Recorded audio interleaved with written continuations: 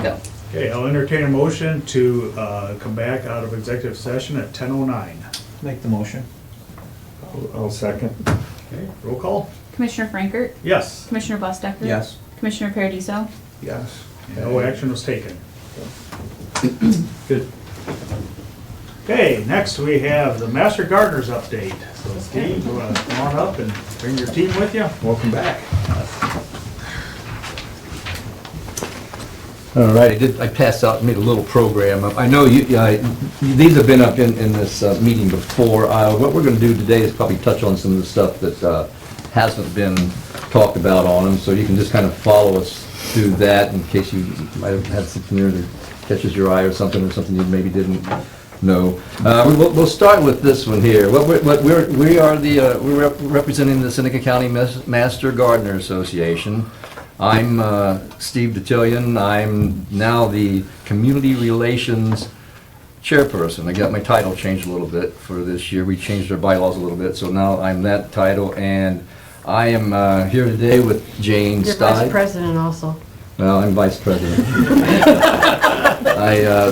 Jane Stein and Susan Nicewander. And what we're going to do is a little recap of some of the things you might not know about 2025. And we're kind of proud of them. We think we had a really good year in 2025, and we're all on a good start to have a good one in 2026. And we'll also talk about a couple events. One is already gone, and one will be coming up here in a few weeks for 2026.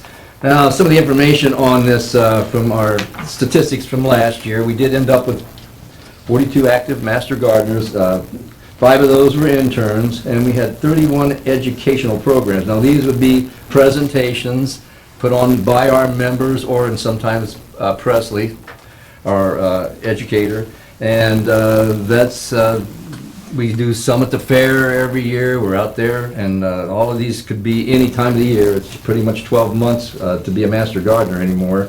And there's 730 educational hours. That is hours that we, the master gardeners, get maybe through.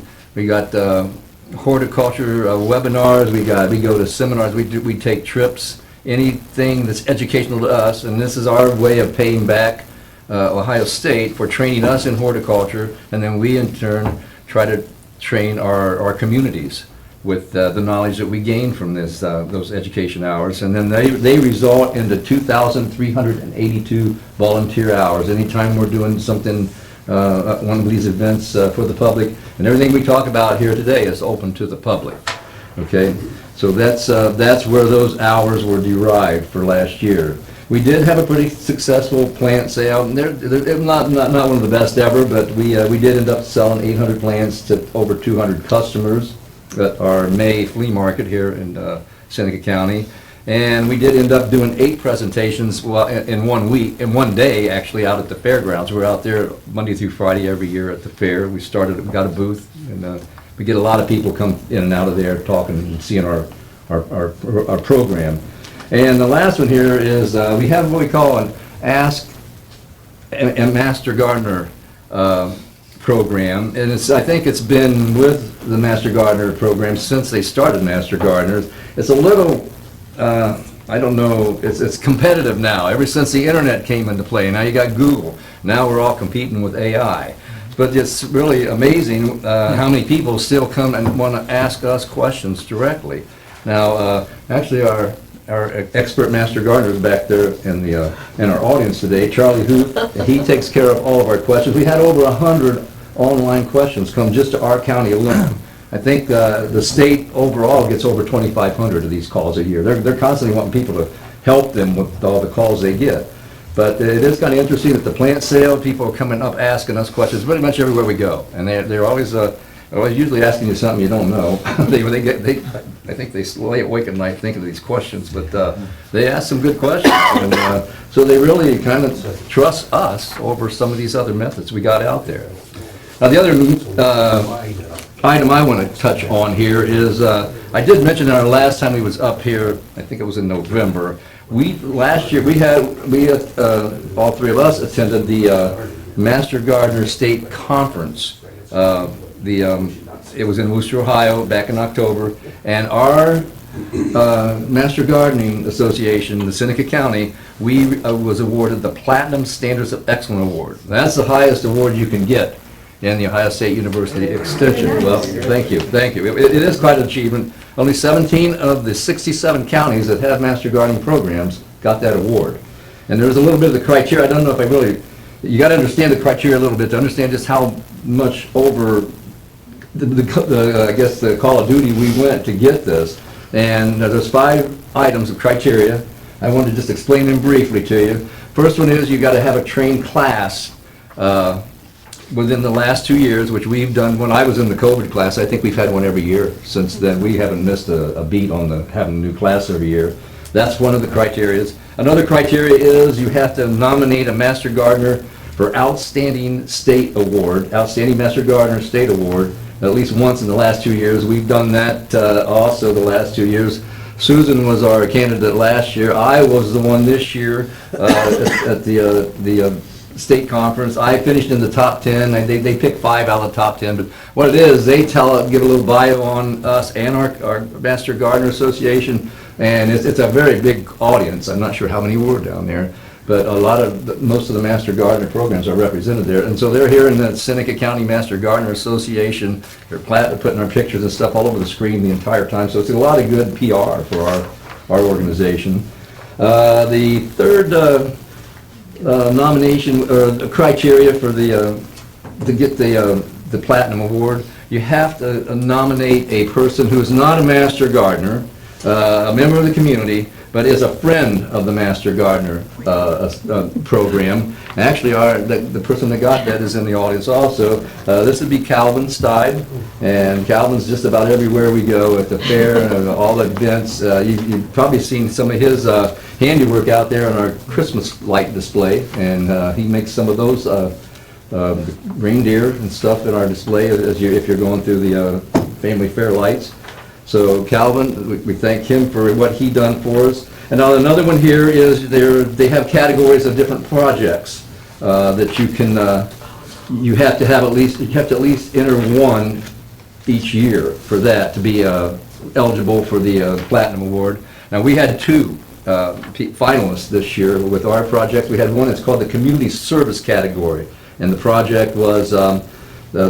Chris Copa was the project owner here. What she done was go to a lot of the libraries in the Seneca County area and hold horticulture training sessions for, I think it was preschool to elementary school kids. I don't know how many she actually did of them, but she was pretty busy on the summer doing that. We had another category called the Invasive Species category, and this one here, Jane was the project owner. It was on the spotted lanternfly, and she finished in the top 2 finalists. So that's those are pretty good achievements there. And they've got one more criteria, and this to get the Platinum Award. And this one here is you have to offer a continuous education program, a seminar like, and it has to also invite members of the community and the Master Gardeners outside of our county, and we're expanding more, learning more about what the other counties are doing, and trying to improve our Master Gardeners also. And at that point, I'm going to turn this over to Jane and let her talk, because one of the items she's going to talk about is in this criteria that involves inviting people outside the county and the community. We talked to you when we were here in November about our wreath making classes. We brought you a demonstration. We actually hosted 3 of them. The first one was at my house for the new interns, so we could show them how to do it so they could help with the other 2 programs. The second one, we went to Allen Eyrie, and we had 30 people there making wreaths that day, which we thought was really awesome. And that same day, in the evening, we moved everything from Allen Eyrie to the fairgrounds, and we did another one at the fairgrounds, and we also had 30 people there. So we had over 70 people that we taught how to make Christmas wreaths.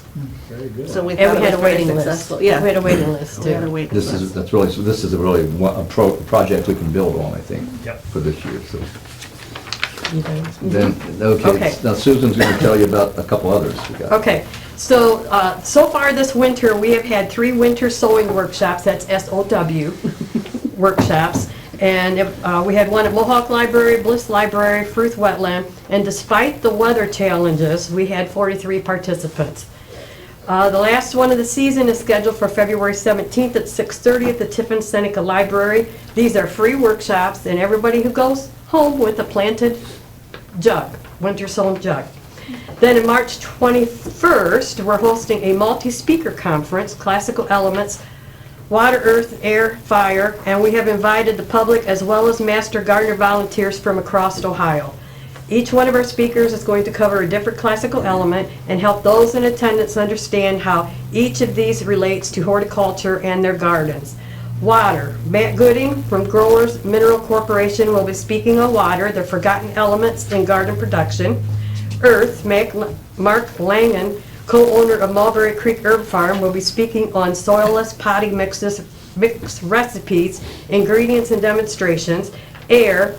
Aaron Wilson, an assistant professor, ag weather field specialist with the Department of State State Extension with the College of Food, Agricultural, Environmental Sciences, and The Ohio State University. State Climatologist of Ohio. He does a lot. He is speaking on what's up with the weather. And then for fire, we have John Blakeman, who is a retired biology instructor, an Ohio certified prescribed fire manager, and an environmental specialist consultant. And he will be speaking on the use of prescribed fire to manage and maintain native prairies. And Marissa gave me a bunch of information on Tiffin to put in our folders for the participants. Okay, that's kind of where we're at. We're pretty much year-round anymore. This is just the first quarter, and it's kind of hard to get people excited about what we do. I mean, you look out every morning, you see white, Right. and it's below zero, so, but there is things that we can still do and get ready for the spring. The spring is not too far away. So I have a question, just, Yes. and I'm drawing a blank, so, and I should know this, so how do you get your funding? How do you The plant do sale. things? Right now, the funding is mostly been the plant sale, okay? So, because we're only allowed so many of those events a year, 6 a year, well, 6 days of events. But now we're getting into some other things here that will be helping us out, getting some of the money. The wreath making went over really big. I don't know, but. So when people participate and pay a little fee, Right, then. yeah, that's- that goes back. And then Supplies. we do a scholarship every year too. Yeah. At least one. $500, I Yeah. think. At least Yeah. one. Yeah. Okay, and then Presley from Ohio State Extension, does she print this stuff for you? and Yes. Yeah. Yeah. Provide that, so, because you technically fall under them, right? Right. Yes. Okay. And then we provide space. You have an office out there? Right now, we won't have it when we move. The Commissioner Yeah, we Frank don't find have- you we one in the won't. new building? We won't have He one. better. Okay, so, wow, you guys, you sure stretch everything and do a great job. So you have Ohio State Extension, helps you with the publicity and The overall, Advertising they your set the events. direction for us to go. They set rules for us, a lot of rules. Yes, But a lot of rules. they kind of bring the whole program together. I think, I don't know if all the states, I think there might be a few states that don't have a master gardener, but we kind of follow Does your the same board, precedent. does your board then report like up to Presley? She's at the board. She's on the board. She's an ex. Yeah, so she helps, Yes. she brings that perspective to what Yes, you're doing yes. and Uh-huh. answers questions. Yeah, she makes sure we're following all the Ohio State Yeah. rules. And then Presley's on your committee, the What's up? OSU, It's advisory committee. The advisory. Yes. Yeah, they're on that. Yes. also, So yes. yeah, and then you have a seat there. I get it. I'm just, for the public to understand how that ties together. Okay. Thank you. Thanks. Question, Oh. Mr. Scott, yeah, go ahead. I'm sorry, I'm out. Oh, I'm sorry. Going back, Steve mentioned the criteria for the Platinum Awards. But two of our members over the years have received outstanding Master Gardener Awards. I think two, at least two, there may be. Yeah, Janet Cole and you. There's a lot of competition for those Yeah, awards out there. 67 counties are You competing. meet a lot of people when you go to that convention. So just one thing, and I'm trying to understand everything, but also justify Presley. So if Presley wasn't here, which We would be in a world of hurt. Yeah, which, there was a void there, right, Bill, like 6 months or a year, Well, between. where we didn't have that person. And you Yeah. guys would be, We didn't have near the public appearances that we do right now. We got something about every week, it seems like. You so can't by go to all commissioners 100 funding meetings, that, so it's- is it the third person out there? Funding that position. Yeah, it is, 'cause- and she's really, you guys, we should be a part of the fair week. We should be part of the farmer's market down there. We should be represented all the time down there, and that's, you take that person out, and Yeah. that's gonna disappear. Yeah, it's a big, I think it's a big asset to the community, especially we live in kind of a farm community. You definitely want this stuff going on. She's our contact with Ohio State too, like, they won't talk to one of us. She gets Because they have so many people Right. that they have to just talk to the educators. Yeah, And right. she's really good too. Her administrative skills are outstanding. She helps us with a lot of this stuff. She's helped us a lot with our meeting structures. We've improved so much since we've had her here, and so it's, yeah, it would be a big void filled. And then we'd A really big miss not having somebody there. Well, we're- Then I'd have to work harder, and I don't want to. Well, Susan is probably, I guess, the number 2 in charge. She's our coordinator, and that's a very important part. She's got to stay right in touch with directly with the Ohio Yeah, State. I'm with the same meetings. meetings that she's on, a lot of, not all of them, but some of them. Yeah, this gives a perspective of Prescott, all the Mm-hmm. stuff she's doing. Mhm. Oh, no doubt, you don't have to worry about her not doing anything. Right, yeah, from all over, yeah, she's all over the She's county. everywhere, plus she's going to school full-time. And we guys are good to help us with our landscaping around the building. We're again working this on that. year? We're gonna get you some new signs. I went by here the other day. I don't like, they're not staying in position. We need some heavier duty signs. We're gonna talk about that tonight, actually, in our meeting, so we'll get that straightened out. I think it's come along, it really looked nice, I thought, especially in the fall. I like that. We're gonna- Yeah, I like the peppers and. We got the right 2 people in charge of that. Yeah, we could probably, yeah, let's see Mark, if you Mark, can we help out with the signs? Certainly. Since they're for us. Ted, You guys wanna Okay. design something and get with us? and- Yeah, I've got it. I already talked the same day sign. Yeah, sure. All right. Yeah, She'll get to it. Okay. yeah. I'll see Don and Denise tonight. They've been doing all Yeah. the go-to work here, so I I'm do sure have a we'll get that question. taken care of. About the building. We always do a safety briefing before our meetings to tell people where to go if there's a tornado, run, hide, fight, whatever. There is no AED in that building. Out here? Mhm. Okay. And I was just And we're a bunch curious. of old people. Yeah, with the clientele that's out there, I really feel there should be, Part of the USDA, that should be. They Okay, should, yeah, there should be one out there. there is not. There I've is checked. not. We've And I've been- checked with all the offices. Nobody has one. Okay, we'll check on that. Okay, thank you. Yeah, you bet. Thank you. Thank you for supporting us.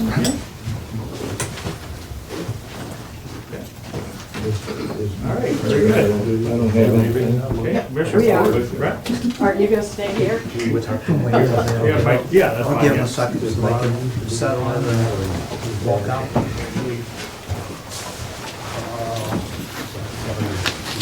Thank you. Thank you guys, yeah, appreciate it.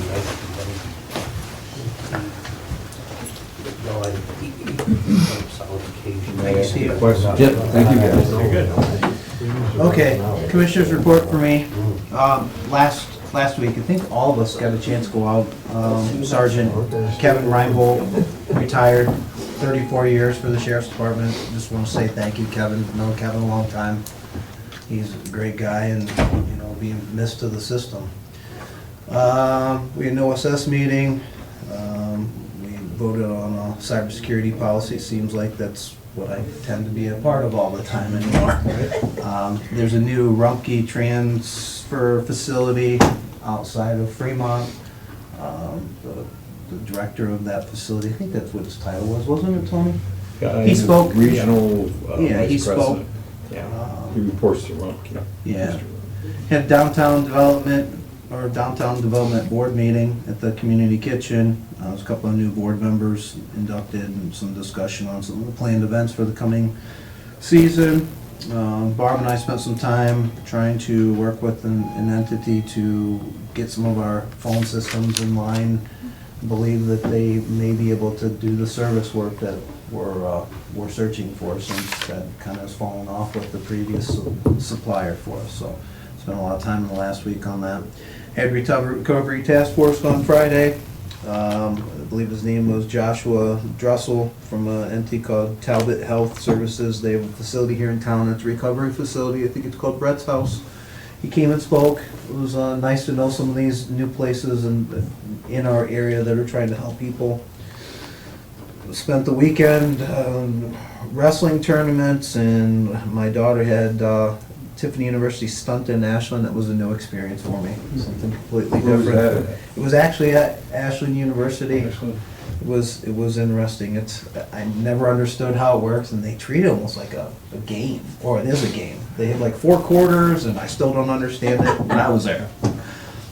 FCFC meeting yesterday morning. Then I went over to Fostoria and went to Board of Health, had a mobile health unit event at the Fostoria Learning Center. They did a nice job putting on the event. They had transportation provided by NCAT, right? NCAT, yep. NCAT. Thanks for them doing that. They also had a number of people donate to the event for more or less a clothing drive to offer to people in the community. I thought they did a nice job. So that pretty well brings us up to today. Very good. As Brent alluded to, last Tuesday, went out to Sergeant Ryan Bolt's retirement, and yeah, that's quite a legacy, 34 years in the sheriff's department and stuff on it, so. If I was a vet man, I bet we won't see the last of him in a uniform. Oh, no. I think he even Reverse, said that he was yeah. gonna do like special duty type stuff Yeah, for us, so which that's, yeah, so no, still that's- good to have him. Certainly, yep. Then on Wednesday, Barb and I ran over to Finley, worked with USDA on getting a final draft done for the new ag building with it, and that was, I think we're getting close. I think the 18th is going to be kind of the end game on that, and then get ready for bid and stuff on it, so. What's the end game? Is there a Like the date? 18th of February is kind of where everything's going to come together, and Yep, basically. we have another that'll be the meeting and trying to get everything Finalized. finalized so we can put it out for bid and Yep, ready to roll. So, yep. Then, Wednesday night, we had regional planning, Oh, kind of the annual meeting about stuff that? on that, yeah. Brent was there, he was transportation report, so, right? It's a quick one. Yeah, Who it was was elected president? So, yeah, so I, yeah. You so I- back? yeah. Who's vice president? Don Manel's vice president, Ah, Barbara's okay. secretary, and, so, yeah. You didn't put me in there, that was. Right. You seen you hiding out out front there, so, right, so, yeah. And then, Monday had Board of Revision in the morning, and then followed that, we had, went over to the Board of Elections meeting as they certified all the folks who are out for all the different offices, the Central Committee, Commissioners, Auditor, and Judge, so they got that, all those all certified, ready to go. And then this morning, is out to the Farm Bureau annual Ag Policy Breakfast, and this is where they kind of, the sheriff was there, Julie, Representative Click, and kind of go around the room, and this is where they gather information, so that way they can, proceed with policy and stuff if there's, for the ag community stuff on it, so. Brings us up this morning. That was Seneca Hills, right? Tentacles, yep. Good. Up at the barn. All righty, county administrator report. Nothing to add, nope. Nope, okay. County administrator report. not a whole lot. Just want to let you know that I've been gathering information for the county audit, trying to get that together so I can get that over to the auditor's office, because that's kind of in full swing now. I mean, we're working on our gap portion of the audit, so got to have all that information by the end of the month to the auditor's office so that they can get that gap reporting done so that state auditors can then actually do our audit. So trying to gather that information. There's a lot there, quite a few things that I need to get taken care of. We did have our firewall replaced on Friday here at our office. We are having some technical difficulties still, so we are working through all of that. Hopefully we can get all that resolved tomorrow when they come back to get a few things taken care of. So just kind of working through some things there. And then the other thing that I did wanted to bring to your attention is that we did receive a letter from the Department of Transportation in regards to a virtual open house public meeting notification for the State Route 12 and County Road 592 roundabout project. The letter states that they are accepting comments until February 28th to be formally documented and considered during the preliminary project development phase. I know we've been talking about, this has been brought up a couple of times, but yes, they're trying to put a roundabout in at that intersection, and hopefully it goes as well as anyone can be expected. But there is a project schedule. They're doing a couple of their right-of-way acquisition will take place sometime this summer, and then construction, they're hoping to start April of 2028 with a completion of August of 2028. So just trying to get you that information. I believe I made copies and provided it all to you if there were any comments that the commissioners wanted to make. I think Mark is a big part of this, because it is a county road and a state highway, so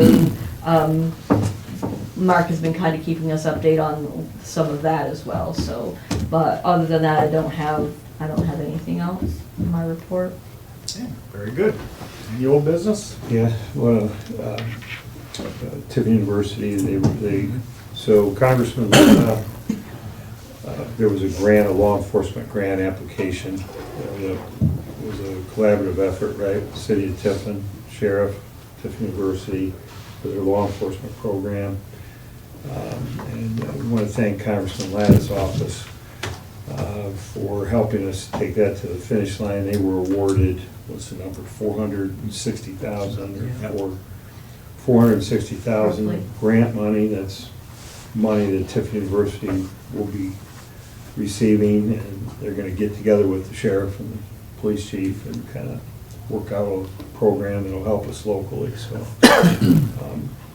boy, it's just awesome when you're awarded. There's so many people that there's so many people that apply for the pool of money, and then when you're awarded the money, it's kind of a neat feeling. So Every little bit helps, that's for sure. Absolutely. Yeah, I did, because Barbara was Yeah. going to be out there, so I did thank her, so she let Congressman Latter know also. From Fenley, Barb, yeah. Well, yeah. BG. Yeah, Yeah. Lucas County, yep.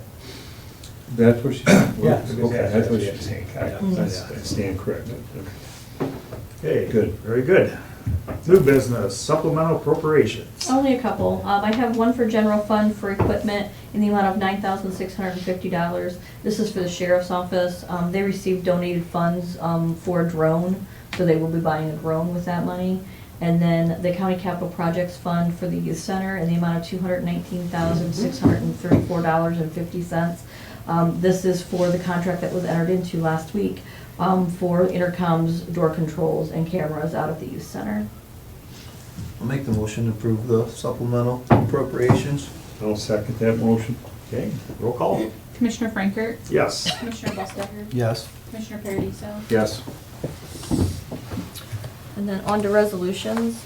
We have resolution authorizing the 4D service contract between the Seneca County Common Pleas Court 1, Common Pleas Court 2, juvenile clerk, the juvenile magistrate, the clerk of courts, and the sheriff's office on behalf of the Seneca County Department of Job and Family Services, effective January 1 of 2026 through December 31st of 2026. I'll make a motion. I'll second. Is there any elaboration? It's a contract that we hold with every these departments. It's federal money, I believe, that we receive. So if they're eligible, we get some money. Seen this before, but I don't know. That's why I asked. Yeah. Sorry, I won't No, put you on it's the spot. okay. Okay. Roll call. Commissioner Frankert, Yes. Commissioner Bustecker. Yes. Commissioner Paradiso, Yes. Resolution amending Resolution 2026-20, authorizing the Seneca County Board of Commissioners to enter into an agreement with the University Hospitals Health System Incorporated to perform the medical direction services on behalf of the Seneca County EMS effective April 1, 2026. This is pending prosecutor approval, so we will get that from him. I'll make the motion to approve the resolution. Second? Roll call. Commissioner Frankert, Yes. Commissioner Bustecker, Yes. Commissioner Paradiso, Yes. Resolution appointing Barrett Zimmerman as the apiary inspector for Seneca County. I'll make the motion. Oh, second, yeah. That's usually. This is third year, second for sure. I think it's his third, I believe it might be his third I year. think he needs to bring me a jar of Will you take that up with Barrett? Apiary. Roll call. Commissioner Frankert, Yes. Commissioner Bustecker. Yes. Commissioner Paradiso. Yes. And the last resolution I have is establishing compensation for special counsel for the Seneca County General Health District appointed in 2025. This is compensation for Jack Van Clay, I'm sorry, just trying to find the information. That's Um, worded differently. It is, because Derek wrote it, and so it's worded a little bit different. But yes, it is for the 2026 calendar year, and the total shall not be more than $275,000. So just, let's have a motion in a second. I'll make a motion. I'll second. A little discussion for explanation. So, the county prosecutor is the attorney for the county itself and the departments.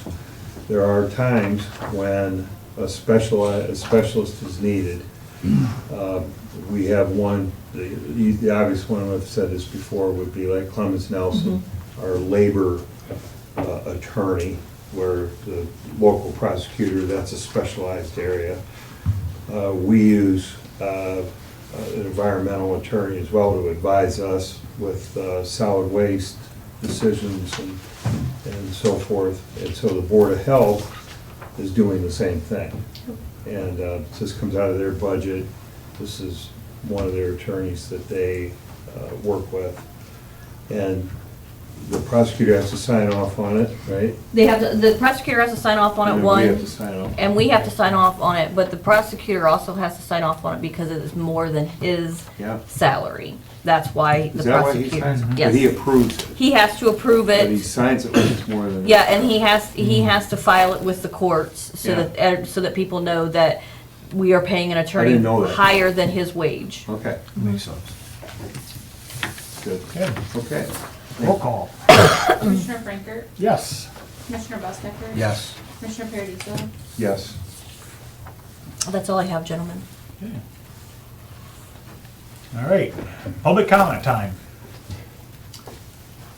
I just wanted to introduce myself. My name's Jim Distel, and I put in a petition to run for Seneca County Commissioner on the Republican ballot this May 5th.